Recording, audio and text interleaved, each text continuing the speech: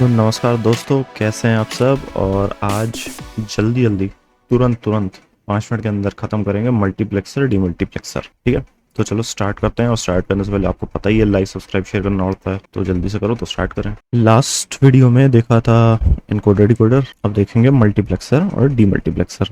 Multiplexer की बात करें तो ये एक ऐसा सर्किट होता है, तो ये इनपुट में आने वाली जितने भी इसका इनपुट्स हैं उनमें से कोई एक इनपुट सिलेक्ट करेगा और वो वाला इनपुट भेज देगा अपने आउटपुट में। ठीक है, ये होता है मल्टीप्लेक्सर का काम। और कैसे भेजता है, हेल्प करते हैं इसको दो सपोर्टिंग इनपुट 0, सपोर्टिंग इनपुट 1। तो ये बताते हैं कि कौन सी line input 0, input 1, input 2, input 3 कौन सी लाइन हमें आउटपुट में भेजनी है, वो ये बताएंगे और वही इनपुट चला जाएगा आउटपुट में। तो इतना सा काम होता है मल्टीप्लेक्सर का, इसलिए मैंने कहा 5 मिनट में खत्म कर देंगे क्योंकि बहुत कुछ है नहीं इसमें। अच्छा, इसका प्रैक्टिकल यूज कहाँ होता था? The earliest known use of a multiplexer is with telecom operators. तो टेलीकॉम ऑपरेटर्स जो होते थे पुराने ज़माने में, जो टेलीफोन्स होते थे, they were made up of electrical lines. कुछ भी ऐसा इंटेलिजेंट सिस्टम नहीं होता था कि अगर इसको फ़ोन करना तो ऑटोमेटिकली उस फ़ोन नंबर पे लग जाएगा। तो जब सबसे पहले पुराने ज़माने में टेलीफोन चले थे तो डायरेक्टरीज होती थी कि ये अपना कांजी लाल मेहता का नंबर ये है, भीमजी जवेरी का नंबर ये है। तो कुछ इस तरीके से डायरेक्टरी होती थी। और सपोज कीजिए आप टेलीफोन ऑपरेटर है तो आपके पास ये डायरेक्टरी होगी। पुराने जमाने में किसी के नंबर पे फोन कभी नहीं जाता था, लाइनें डिसाइडेड होती थी। जैसे कि ये आपका घर है, कि भीमजी जवेरी का घर है, तो आपको अगर फोन करना है भीमजी जवेरी को, आपके घर में फोन लगा हुआ है, तो फोन से एक लाइन जा रही होगी ऑपरेटर तक।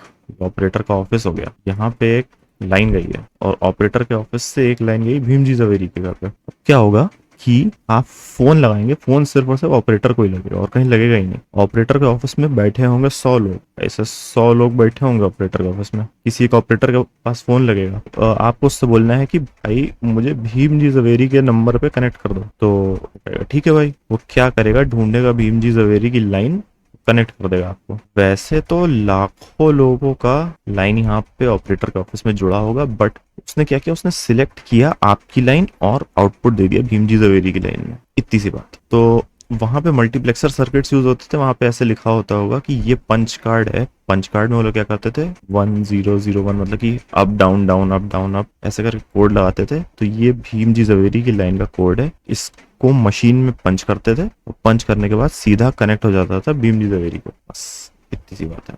तो ये था यूज मल्टीप्लेक्सर का, अर्लीस्ट नोन यूज। अभी तो खैर बहुत अपना माइक्रो सर्किट्स में यूज होते हैं ये, कहीं मल्टीपल इनपुट्स में से एक इनपुट सिलेक्ट करके आउटपुट देना हो तो। अच्छा, बनते कैसे हैं अब इस पे आते हैं। तो बहुत मुश्किल नहीं है, बड़ा आसान होता है।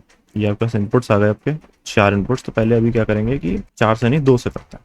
तो 2 आ गए इनपुट, तो यहाँ पे आएगी एक सपोर्टिंग लाइन, इनपुट 0, इनपुट 1, और ये आ गई आउटपुट की लाइन। ठीक है, तो होता क्या है मल्टीप्लेक्सर में, मल्टीप्लेक्सर में हमारे पास यहाँ पे और यहाँ पे जितनी चॉइसेस होती हैं उसका रिलेशन भी वही होता है जो एनकोडर में इनपुट आउटपुट का होता है।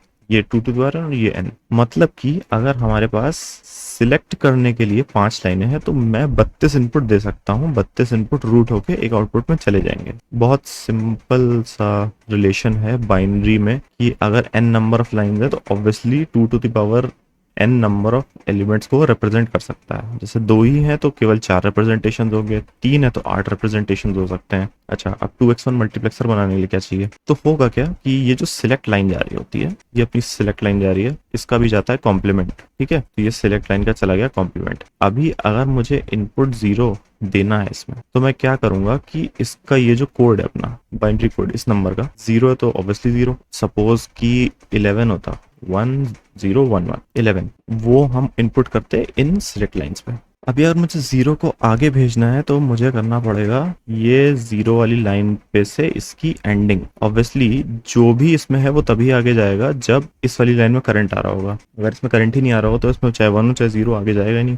अब अगर इसमें करंट आ रहा होगा 1, तो इसका मतलब जो भी इसकी वैल्यू है 1 या 0 वो आगे बढ़ेगी, तो बढ़ गई, ये आ गया आउटपुट में। सिमिलरली I1 के लिए क्या करना पड़ेगा, 1 वाली लाइन में से देना पड़ेगा करंट, और उसको करना पड़ेगा एंडिंग। अच्छा, अब आप देखें कि आउटपुट एक ही होता है, तो यहाँ पे हम कर देंगे आउटपुट्स की ऑरिंग। क्यों करेंगे, क्योंकि ऑब्वियसली जैसे हमने 0 सेलेक्ट किया है, यहाँ पे अगर s की वैल्यू 0 है तो इस लाइन में करंट आ रहा होगा। ठीक है, तो जो भी इसका, ये चाहे 0 हो चाहे 1 हो, इसका जो भी आउटपुट है वो जाएगा यहाँ पे, ये 0 या 1 हो जाएगा अकॉर्डिंगली। और बाकी लाइंस में जितनी भी लाइंस है सब में जाएगा 0, तो मतलब इनमें से तो 0 ही आएगा ऑब्वियसली, बाकी जितने भी और गेट्स में कुछ भी होगा उसके लिए 0 आएगा।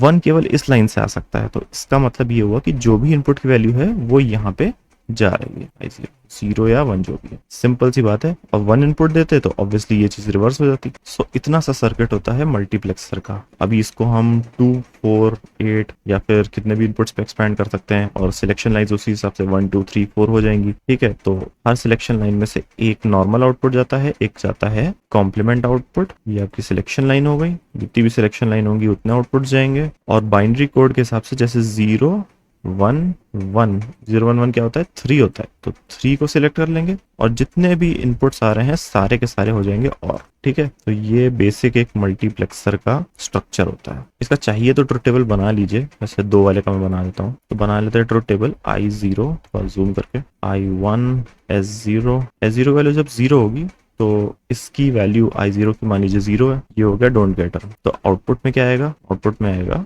0, ठीक है। अभी अगर इसकी वैल्यू 1 होती, इसकी वैल्यू डोंट केयर, इसके लिए 0, अगर 0 तो ऑब्वियसली 1 I1 हो जाएगा डोंट केयर टर्म, कुछ भी होगा मतलब ही नहीं है। तो और ये जो है ये हो जाएगा बस सिमिलरली 0, 1, और यहाँ पे 1 और 1, यहाँ पे 0 और 1। तो ये है इसकी ट्रुथ टेबल। इस बार हमने उल्टा काम किया, पहले सर्किट बना लिया फिर ट्रुथ टेबल दी, बट या इफ यू सी ये जो है अपना, ये है मल्टीप्लेक्सर का ट्रुथ टेबल, ऐसे बनता है, ठीक है। बात हो गई मल्टीप्लेक्सर की, तुरंत 60 से आते हैं एकदम डीमल्टीप्लेक्सर पे। डीमल्टीप्लेक्सर क्या करेगा, इसका जस्ट उल्टा करेगा, उसको एक इनपुट मिलेगा, उसको गिवन 2 की पावर n चॉइसेस में से एक जगह इसको भेजना है आउटपुट को, इन जगहों में से कहीं एक जगह पर, ठीक है। तो जो मैंने टेलीफोन लाइन का एग्जाम्पल दिया था, तो समझ लीजिए एक ऑपरेटर बैठा है, उसके पास आए बहुत सारे इनपुट्स, और बहुत सारे इनपुट्स आए और यहाँ पे बहुत सारे डीमक्स लगे हुए हैं ये आउटपुट्स देने के लिए, सॉरी आउटपुट देना होगा तो एक ही लाइन आई। तो सपोज आपका तो कनेक्शन यहाँ से आया, उसने भेज दिया यहाँ पे। अब भीम जी जवेरी इस रीजन में रहते हैं, तो इस रीजन में वो करेगा कनेक्ट, और कनेक्ट करके भेज देगा भीम जी जवेरी के घर। कुछ इस तरीके से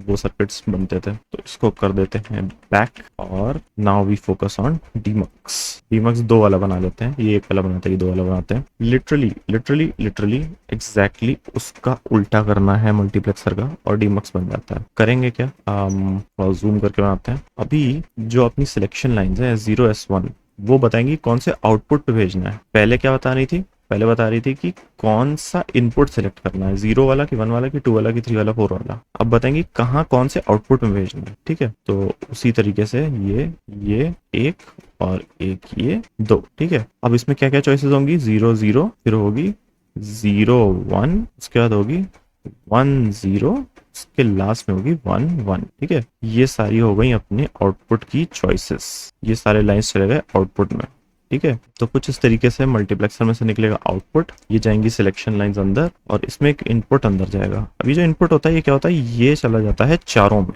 एग्जैक्टली ऐसे 1, 2, 3, 4। सपोजिटली हमने 0, 0 सेलेक्ट किया, तो इसकी इन दोनों लाइंस में तो करंट आना शुरू हो जाएगा। इसका मतलब जो भी इनपुट की वैल्यू होगी, चाहे 0 हो चाहे 1 हो, वो यहाँ से निकलना स्टार्ट हो जाएगी, बाकी सब में 0 ही आएगा, right. Next up if we input 0, 1, तो ये दोनों लाइंस 1 हो जाएंगी, क्योंकि S0 का कॉम्प्लीमेंट लिया है और S1 को डायरेक्टली लिया है। तो ये जो लाइन है इन दोनों में 1s आ जाएगा, और यहाँ पे जो भी इनपुट की वैल्यू होगी वो बाहर आ जाएगी, कुछ इस तरीके से। तो जस्ट उल्टा कर देने से डीमक्स बन जाता है। These are fairly easy circuits, इन पे कुछ ना कुछ करके अगर कोई क्वेश्चन आना होता है तो आपके थ्योरी पेपर में तो बहुत स्ट्रेट फॉरवर्ड क्वेश्चन आएगा कि ये वाला डीमक्स बना दो। गेट नेट वगैरह में जो ऑब्जेक्टिव वाले होते हैं उसमें कुछ ऐसा आएगा कि हो सकता है इस गेट में डिले हो, मैंने ये इनपुट दिया तो कितने समय बाद मुझे इनपुट मिलेगा, या स्टेप अप इनपुट में डिले है या फिर स्टेप डाउन इनपुट में डिले है, तो डिले के क्वेश्चन इसमें बन सकते हैं, but fairly simple circuits. And once again if you are thinking कि यार ये सब चीजें मेरे काम की नहीं है, नहीं यूज होती, तो बहुत ज्यादा यूज होती हैं। पहले मैंने आपको बताया था सीपीयू स्ट्रक्चर में यूज होती हैं। डीमक्स इज यूज्ड इन अपना